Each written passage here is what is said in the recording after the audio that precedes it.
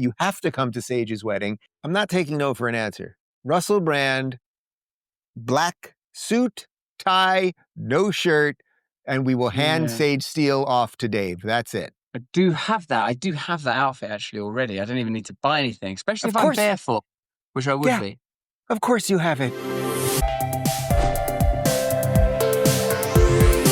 All right, ladles and jelly spoons of the internet, I'm Dave Rubin, alongside Russell Brand. We are missing Sage Steele because if everything goes according to plan, by Friday at around 7 p.m. Central Time, she will be made an honest woman and be married. So she's in the midst of, I guess we call this, what do we call this, Russell? Bridezilla? She's probably doing very important things right now, fighting with bridesmaids, fighting with the cake person. It's just a lot of fighting, and then you marry somebody, right? She's in a kind of nuptial super state of potentiality. She could go wave particle at any moment. She can go bridezilla, humble. She could break down and cry. She could fall at the knees of the Heavenly Father. So, yeah, you and I are the stable ones, and I am more stable than you because all the while you were in Borneo or wherever you found yourself, I was holding the fort like a good revolutionary soldier, holding the fort while you and your husband sunned yourselves in whatever tropical jungle you were in. The idea of Russell Brand being the stable one while we're missing Sage Steele and with me only half-brained back into the grid right now is a scary proposition. And yet, here we are. We just spoke for like 30 seconds before we started the show. It's good to see you, my man. How was the rest of your summer? Well, I don't like to think of it as being over, even though I know that Labor Day is kind of an unofficial end of summer, and my kids are sort of going back to school and stuff like that. But you're not wearing white pants, right? Because I know you're very traditional in your, that's a thing in America. You can't wear white pants after Labor Day. Do you know about that? You're wearing white pants. Like are you wearing underpants or? Oh. Yeah, I am. I didn't know that was a thing. I didn't know that. I mean, I've got so many contentious legal and civil matters to deal with. Now I'm going to have to my underpants were the wrong color. No, underpants are okay, but you can't wear white slacks after Labor Day if you want to be with the cool Hamptons crowd. They don't do it. Brilliant. Okay, I was just reading about the Kennedy family and Cape Cod and how to be cool and how to fit in with the aristocracy of the American elites. And I'm not wearing white trousers. I'm not an ice cream vendor, No. Or Crockett or Tubbs or, that's more your kind of reference, right? You live in that kind of stuff, don't you? So yes, your kids are going back to school and all that. So you stayed. You were on the grid. You were paying attention to the news. I didn't miss anything, did I? I didn't leave the grid for a second. I was all over that grid. That grid was running through me continually. I was fully matrixed up while you were doing, having sort of cleanses and I imagine rectal activity of a variety of, I don't know, don't you do colonics on things like that? I was wrapped in banana leaves by a Mexican woman for 5 hours who then stood on my back. I also got a massage. Darling. That was actually a trend while you were inside. While you were away doing sort of a privileged time, everyone was wrapping themselves in banana leaves. We were all doing it. Me and Come on, you've done that. You've done that in your day, in the luxurious life of Russell Brand. You never had a woman put like kind of charcoaly stuff all over you and get into every crevice, and I mean every crevice, then wrap you in banana leaves, then wrap the banana leaves in some other warm towel, and then sit on you for a while? No, actually, no. And actually, I think that you should be taken to court for that. Why I paid for it, I'm not sure, actually. Yeah, the sitting on sounds weird. And every crevice. I mean, why in particular, I suppose, the crevices around the testes would need charcoal. It's a detox, man. You got toxins everywhere, and they're trying to get them out of you. And then the banana leaves, and then I guess the sitting on, it's a pressure thing. As an American and as a Jew, you're obviously circumcised, so at least you don't have to deal with that crevice and that detoxification. That was they were charging $150 extra, and I was a little tapped out at that point. Sir, you're going to pay a lot more for that. Let me tell you. Oh, I suppose it'll be, sir, a lot more. I can tell you because Mexico. I don't know which racist accent to do. That was a very bizarre Mexican accent. I don't know, maybe it was classical Spanish. I mean, So you were here. You were doing the news in August. You were talking to people, and yeah, very sort of mostly sort of quiet, mostly weather reporting. I mean, I do feel like there were probably a few seismic events and stuff like that. But like, you know how it is these days. It all moves so quickly, Dave, that it moves into a kind of blizzard. And I'm more interested in how much charcoal you can get into your ear canal. I said ear canal, Dave, because like, ultimately there's so much news, such frenzied activity. Also, but mostly I've been handling Sage's nuptials. Me and my wife were going to go for a minute. I don't think I can maneuver my family, but I might make some sort of surprise drop-in type 1 hour pump through while you guys are doing, whatever events are I see. I organized can for that. already see what's going to happen here. All of the rest of us regular guests are going to be at the wedding. It's a black tie affair. Sage is going to look spectacular with the beautiful hair and all that stuff. And they're about to do the nuptials. And then the wind is going to start blowing. Helicopter land, Russell Brand on the rope, wearing the cape of the day, or what do you call these things that you wear? The kaftan, what do we call them? You call it a kaftan or a kimono, but actually I would do the visit. I'd do it covered in charcoal, like in every single crevice, particularly do the nipples and stuff. This is Dave Rubin's regimen. You adjusting back to civilization world how long is it before you start to think, oh no, I need to say something pithy on X? It's funny. That's a great question, because the one thing that I've only been back for 24 hours now, and I had no news for a month, and I was really, oh my God, it's the woman who will soon be wed, and we can hand her off to another man, Sage Steele. Oh, hello, Dave Rubin. You're back. Russell, you actually allowed him back on the show after he abandoned us? That's right. I've been treating him pretty harshly, actually, and giving him a pretty severe dressing down and being as rude as I can manage. Good. Sage, we are honored. I mean, this is a big week for you. We were letting you off the hook here. I assume you have all sorts of crazy things to do. I miss my friends. Yes, Dave, you look so good. You look so relaxed and rested. It's the charcoal. Russell, did he tell you where he was? Was this announced? He didn't say it on air yet. He's talked about some beauty practices that sound a bit suspicious to me, Sage, that you should probably know about. Before my wedding? It's too late. Sage. Not in order to enhance your beauty, but in order to morally judge Dave. Yeah. I was put all in charcoal, and under different circumstances, had I been photographed, you get why it could have been a problem. So hello, I am so into that. Don't tell my fiance. By the time this airs, it's actually going to be my wedding day. Like, I'll be a little busy, right? This is airing on Friday. You're getting married today in internet land. Yes. This is it, Sage. What do you need to get off your chest before you're an honest woman? That's why I'm at the freaking mall right now. I swear. I hate these places. No, my son just flew in from North Carolina, where he goes to college, just picked him up. We're like, buddy, we got to go straight to pick up your tux.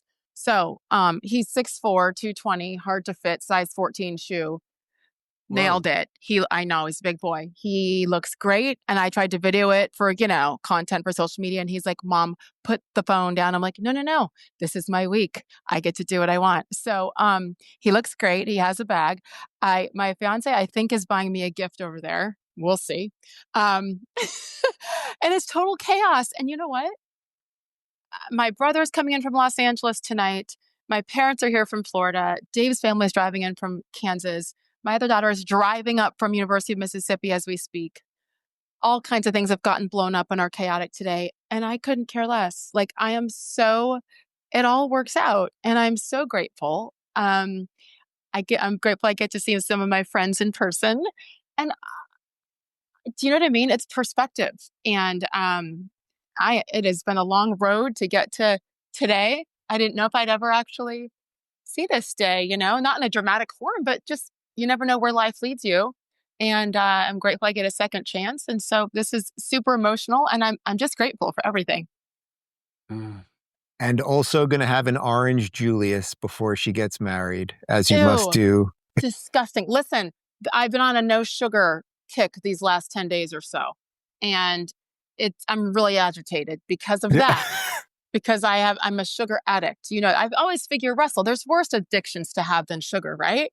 I mean, Heroin's worse. Crack's worse. Meth, fentanyl, all worse.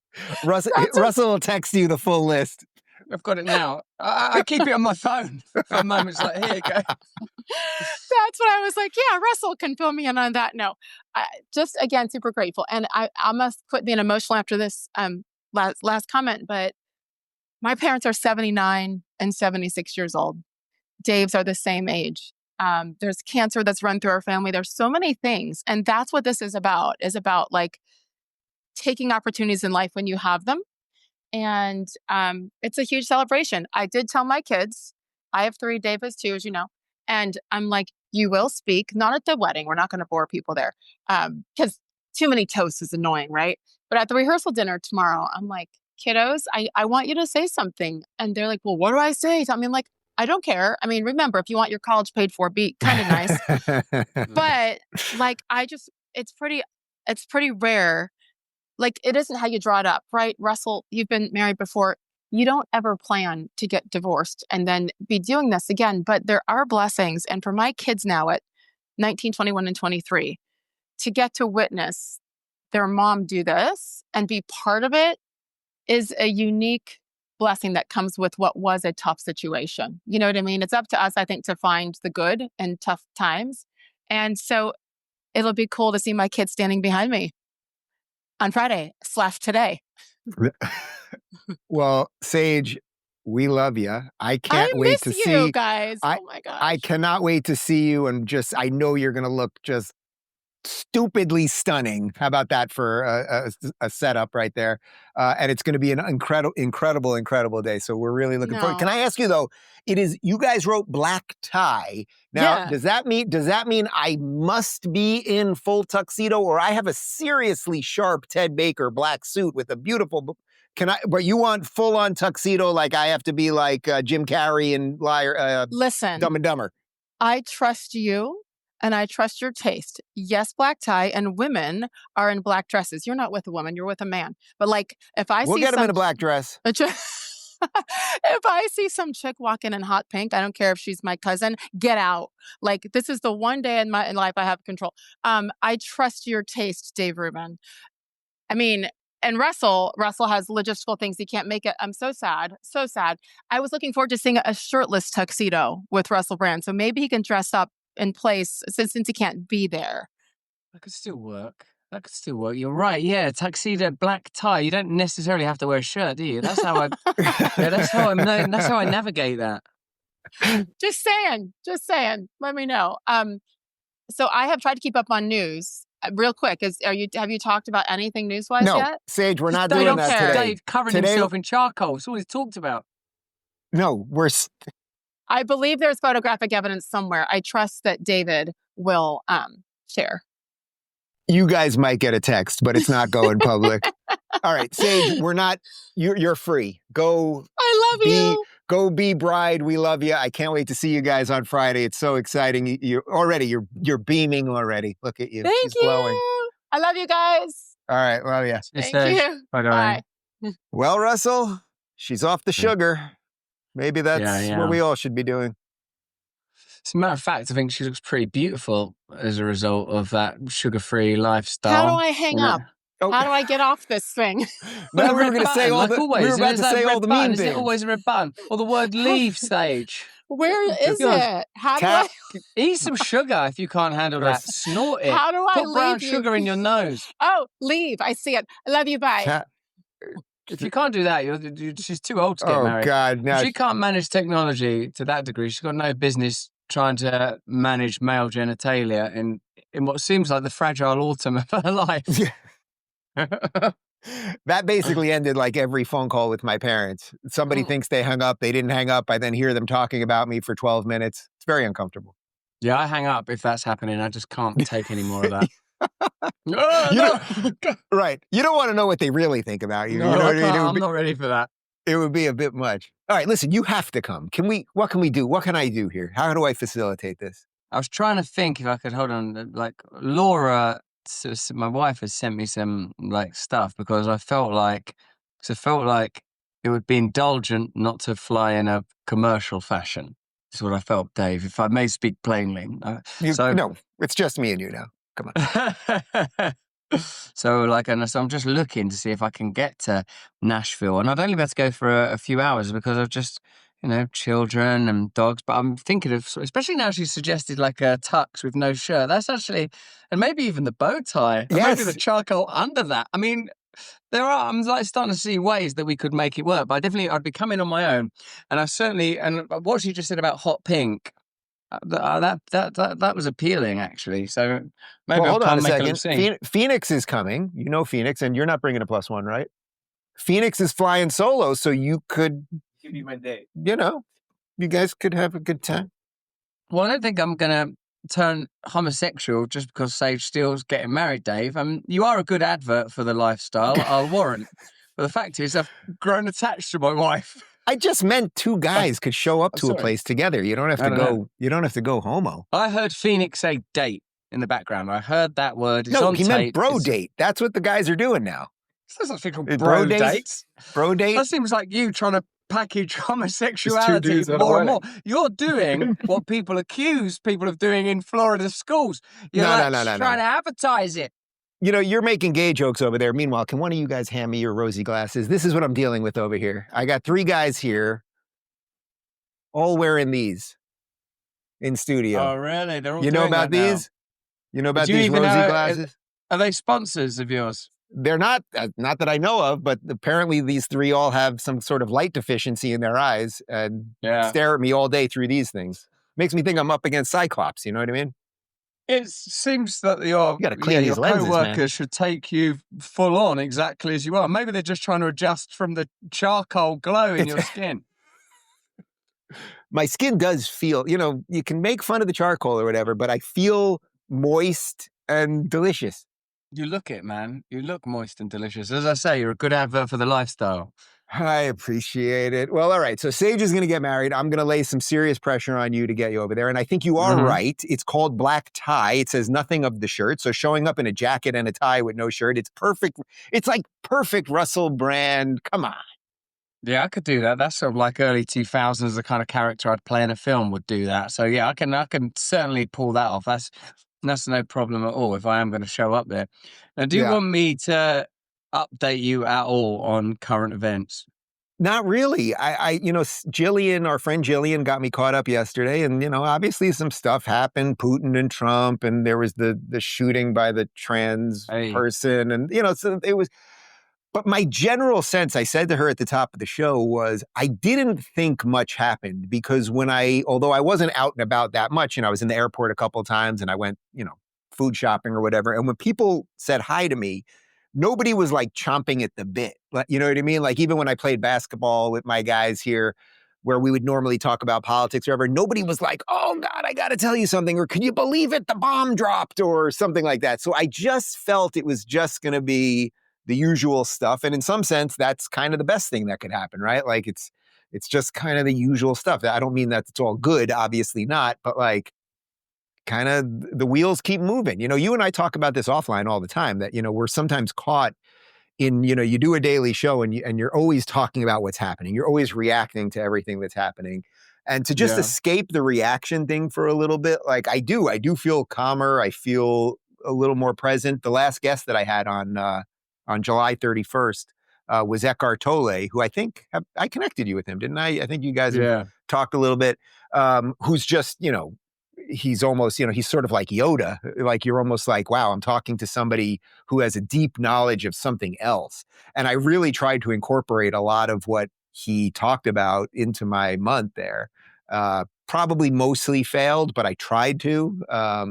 What like? Well, one thing that we really, really tried to do was whenever anything was kind of getting, if we were talking about something that was important to our lives, like something about the kids or parents or just something that, we could get into something that would be a little cantankerous or just that we weren't agreeing on, that we really were making sure, and you know us, like we have a great relationship, we're good, but we were really just trying to like ease every conversation. There was just like an ease for the month overall. You know, like I took a lot of deep breaths whenever I felt any kind of, it's so simple.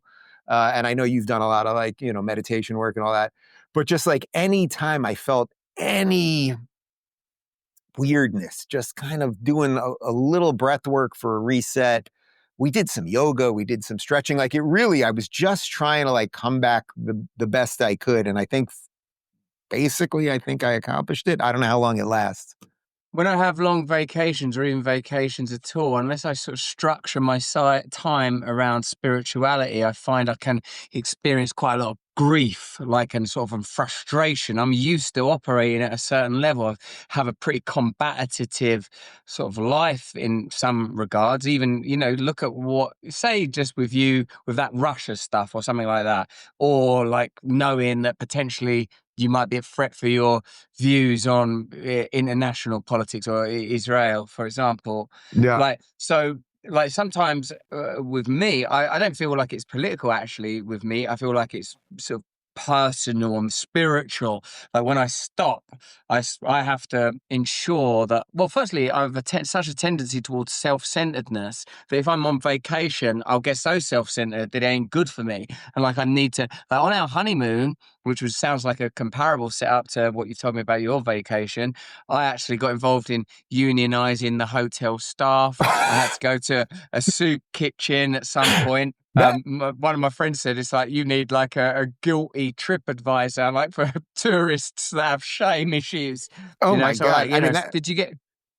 I don't know if did you get any of that, Dave? I think I went out of my way not to get that. One thing that I mentioned to Jillian yesterday that I know you can appreciate is so much of my life is about me, right? Like just by the nature of what we do, right? Like I'm a public person, I talk, people know me, blah, blah, blah. So, and you know, I employ people. Like a lot of what I do is centered around me, and that's great because I'm proud of what I do and I love what I do. But it does it keeps like the eye on you all the time. And one thing that I really liked this month was that things weren't about me. To go to a resort where nobody knew me in another country was great. One person at the resort recognized me, wasn't like a huge fan, but he was like, "Hey Dave, how are you?" And even that, I was like, "Oh, I wish that little thing didn't happen in that little moment." Because it was nice not having any of that. I also think that, you know, just like getting away a little bit from that like, I don't think I'm an egomaniac at all, actually, relative to the work that I do. You know what I mean? Like there's a lot of people that do this that are like, you know, they love that thing. I kind of like the limelight of it. You know what I mean? Like I like the secondary light, not necessarily like the central light, you know, like, I'll give you a basketball one. Like, you know, Michael Jordan had like the main light, Scottie Pippen had like the off light. And I kind of like that a little bit more.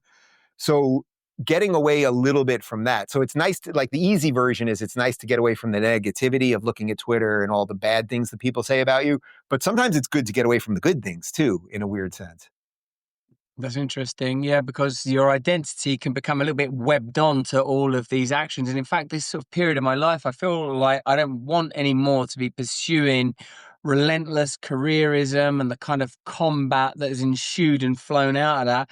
I'm really increasingly attracted to competence and feel like, all right, I'm going to learn how to make stuff. I'm going to learn joinery, musical instruments. Went horse riding with my daughter recently. You know, if you're on a trail, really, you're on rails. You know, you can't just go giddy up now, like just sort of get on it and get all yippee yi and John Wayne about it.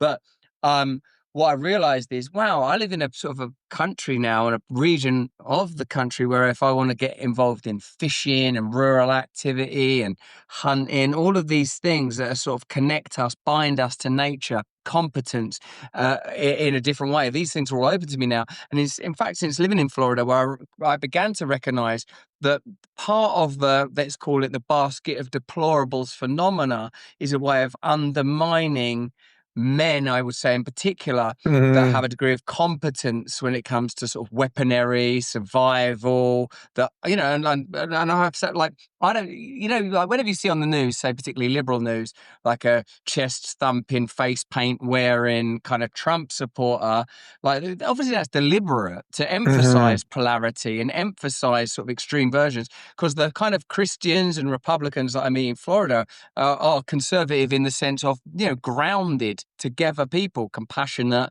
loving. A lot of people that are hunting, a lot of people that are shooting. You don't really meet anyone who votes Democrat ever, or at least I haven't anyway. Yeah, Like, yeah. but what they do have is a sort of a kind of a competence, and I can see why, if you were interested in centralized authority, you'd be against that. You don't Yeah. want competence, you want incompetence. Actually, you want dependency. That's what the state and the system wants from us, is dependency. I'm pretty far from saying that I don't think people that have genuine requirement for dependency shouldn't be granted care and welfare, but I no longer believe that the state should be brokering that, actually, because I don't trust them. And I also feel like in most cases the dependency is of an addiction nature and of a distraction nature.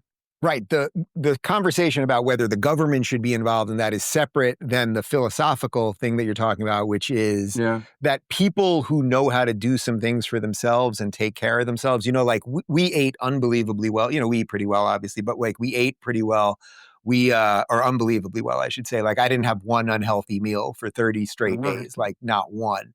We trained in Mexico, we trained with a Mexican boxer. It was like Rocky IV Siberia style, with just like, he gave me like a giant metal hammer and I was bashing it into a giant tire and pulling ropes and all this like nothing like from a traditional gym, just doing all of this crazy stuff. And we were doing it in the 100-degree heat at noon, like just with the sun blaring down on us.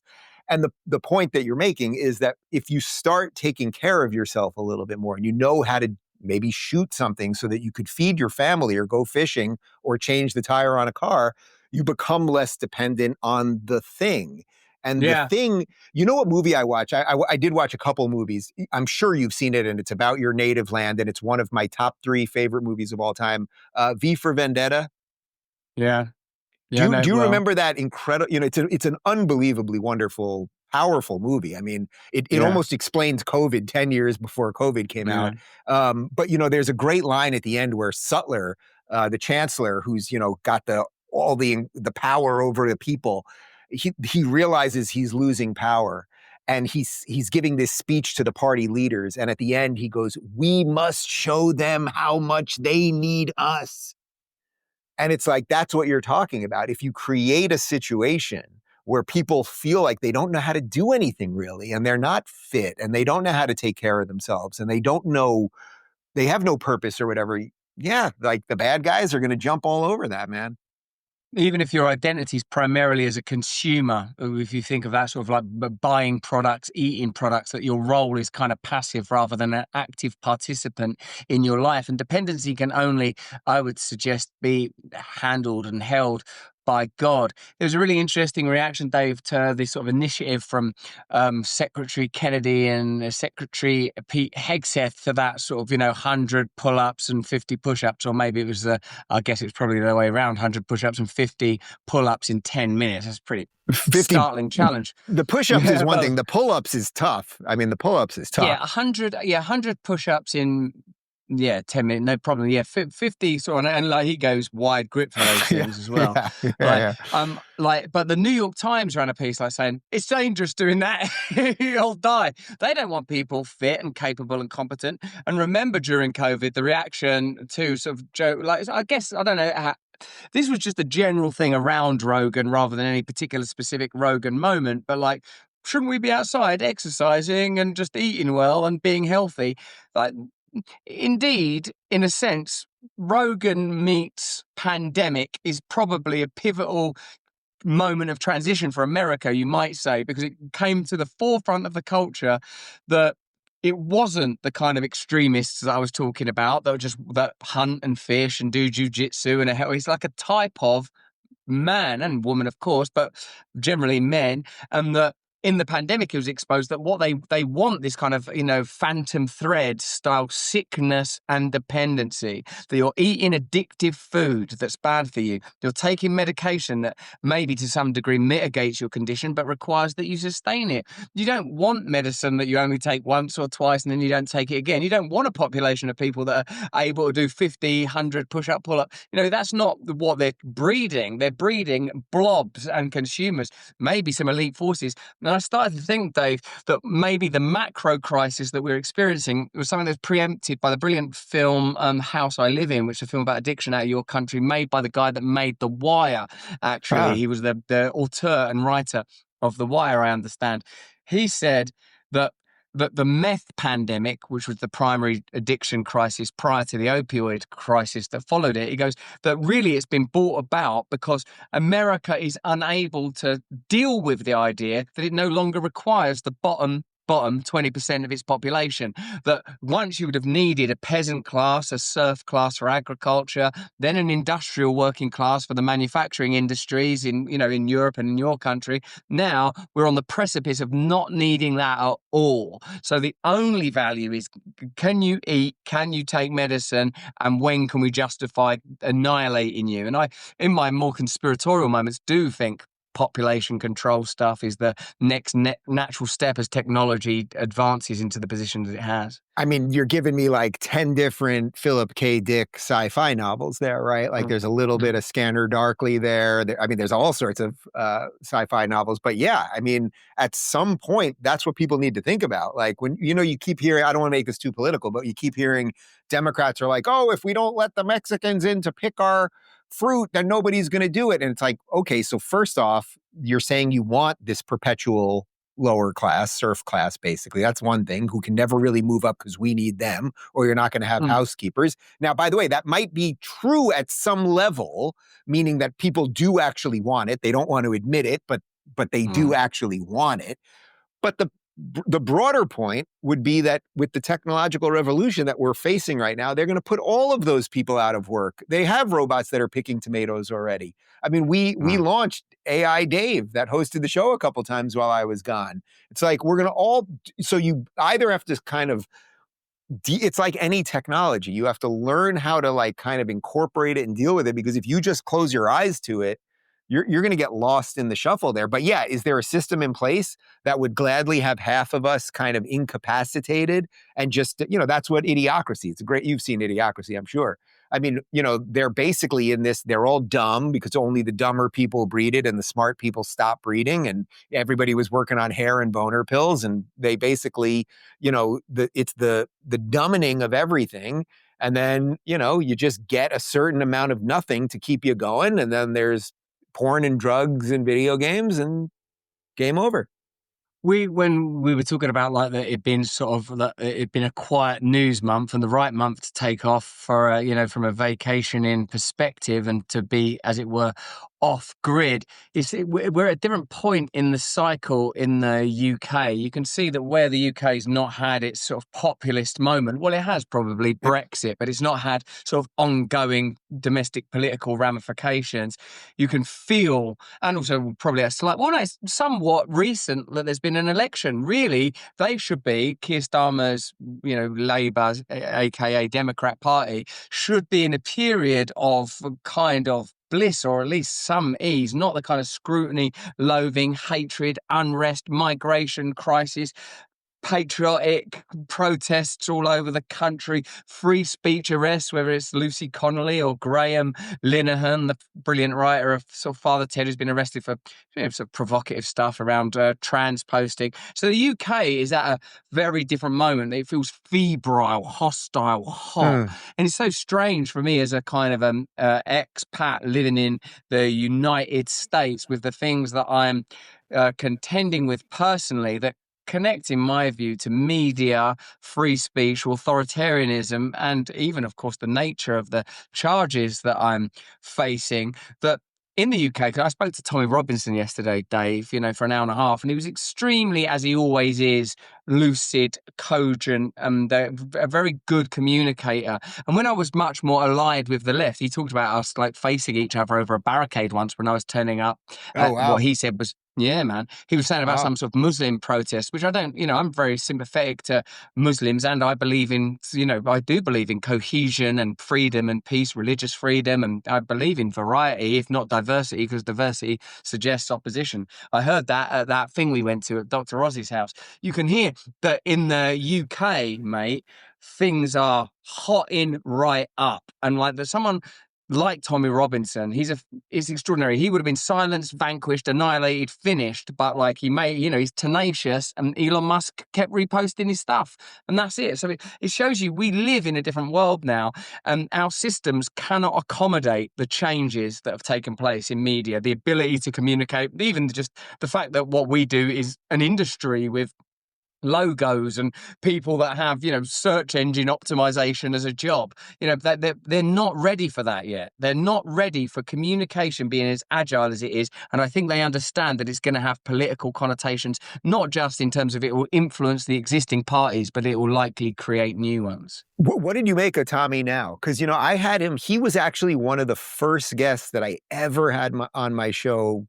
Wow. Over a decade ago. I didn't really know who he was, but a few people kept tweeting at me, you got to talk to this guy, because he was fighting for free speech in your country, again, a decade plus ago.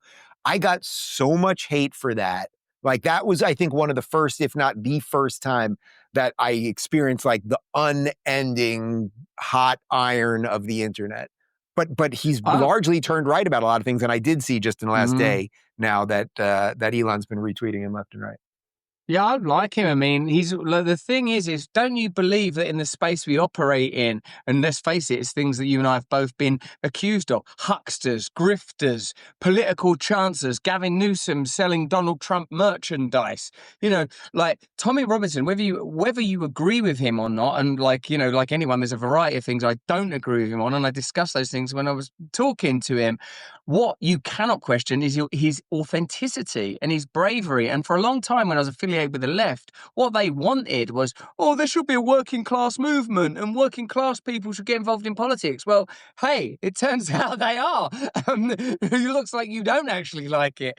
Once they're putting up, St. George's flags, and the left betrayed the working people beyond and above anything else. And that is consistent in your country and mine. That's the sort of nexus of part of why these changes are taking place. I wasn't planning on going too political here, but actually, as long as we're doing this, when you go home now, or when you talk to your friends and family that still live across the pond, does anyone seem like hopeful for the future of the country? Because every time I go to London maybe once a year or something like that over the last 10 years, and every time it seems like less and less people are hopeful. Yeah, I think, and I may just be in a little bubble, right?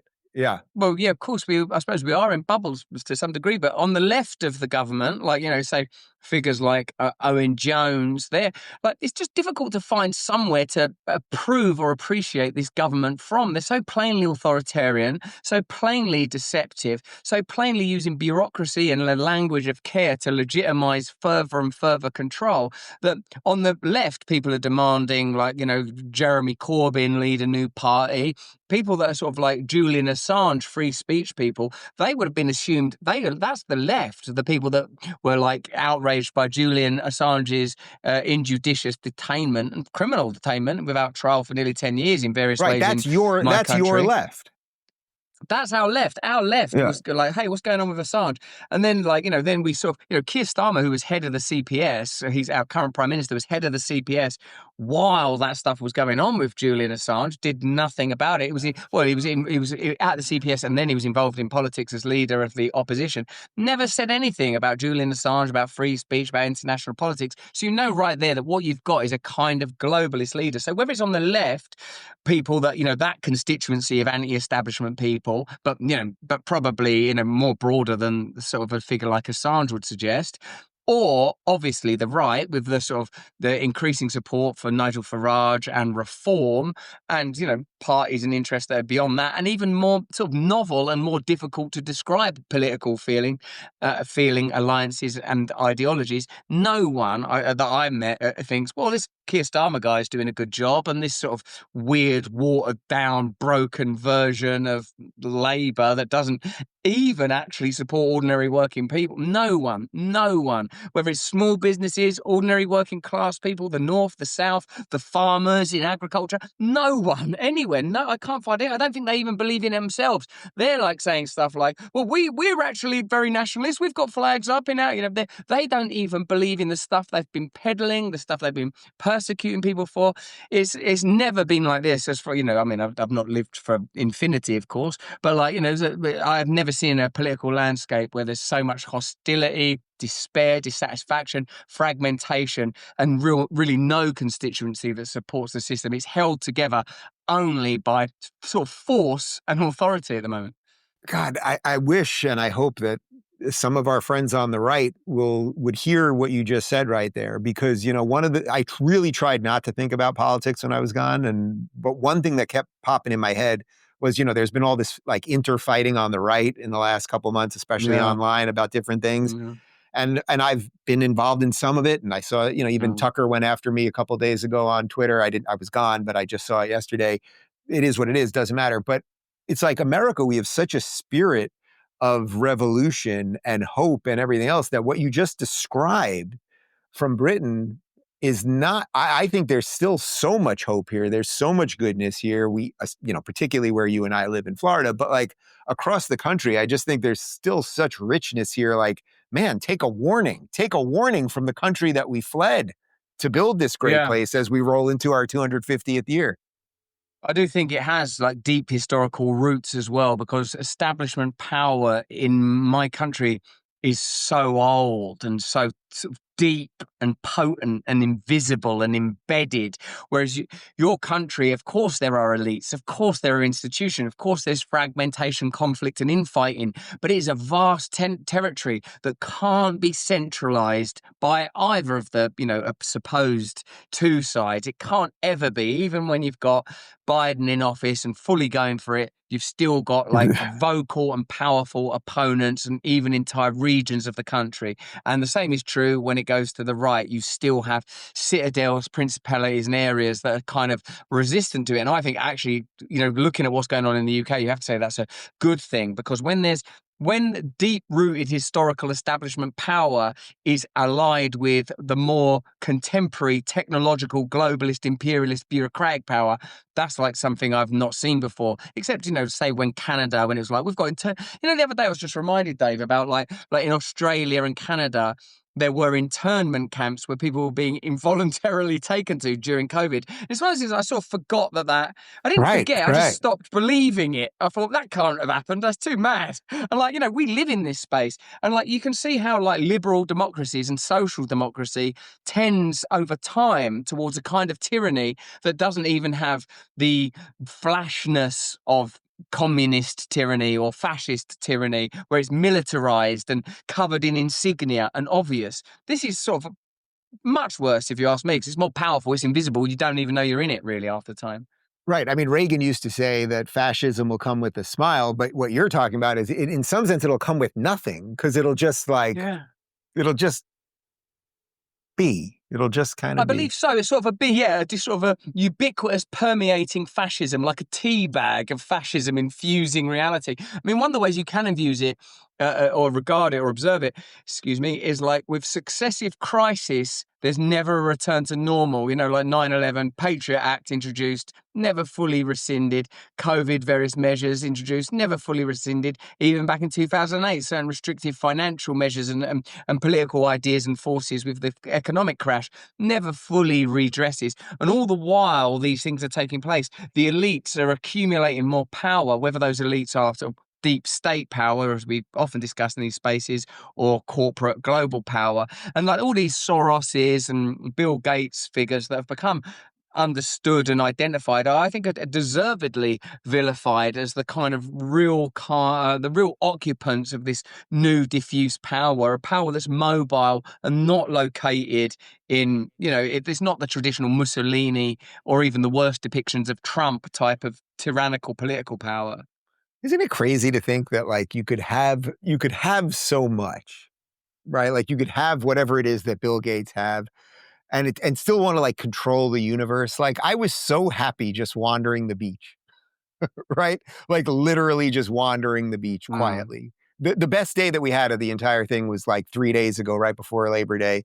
We took the kids to the beach and we just had a day on the beach, just the four of us, and we're swimming in the ocean and we're building sandcastles and we had freaking chicken fingers from the local joint. And we just had the most perfect day. And it's like, I didn't have much of a desire to control the universe through, I don't know, spreading a fake pandemic or injecting people with things. But maybe that's just me. I had a similar day. We sort of got an electric bicycle, got a trailer on it, and we had a sort of a trailer that my wife had used, like one of those pool trailers, Yeah, and my yeah. son was in there, and our little dog was in there, my big dog was there in his wheelchair. And like at one point on the electric bike, I pulled the trailer and the buggy. Like I had like a sort of a train of things I was pulling on this electric bike. And that was kind of blissful. But when I got home, I did think I probably should engineer a fake pandemic, impose mandatory vaccines on Yeah, people. that was Got to me. nice, but it's not But Machiavellian enough, where's the scheming? Where's the Yeah. power? Where's the ability? Yeah, maybe maybe there is an occultist and evil dimension to it, because when on the range of regular that both you and I occupy, there is not an appetite for global domination. So it makes me think there is something satanic, or at least beyond what we can conventionally understand, going on within it all. It's funny, people might think you and I are out there for whatever reason they might think it, and yet you just wanted to pull a little caravan with a dog in a wheelchair, and I wanted to walk on the beach. We're simple people. All right, that's it, Russell. I'm ending the show by saying that you have to come to Sage's wedding. What are we talking about? A 2-hour flight, maybe? Just do it. Just for Russell. getting back. Yeah, well, just get on an airplane like a person, travel to Nashville or wherever it is, and attend a wedding. Who knows? Louisville. Could be anywhere. It could be in any of the villes. Cruella de Vil. So yeah, okay, mate. Let me look into it. I'll send you a text. I'm not taking no for an answer. Russell Brand, black suit, tie, no shirt, and we will hand Sage Steele off to Dave. That's it. I do have that. I do have that outfit actually already. I don't even need to buy anything, especially if I'm barefoot, which I would be. Of course you have it. It's all I used to wear.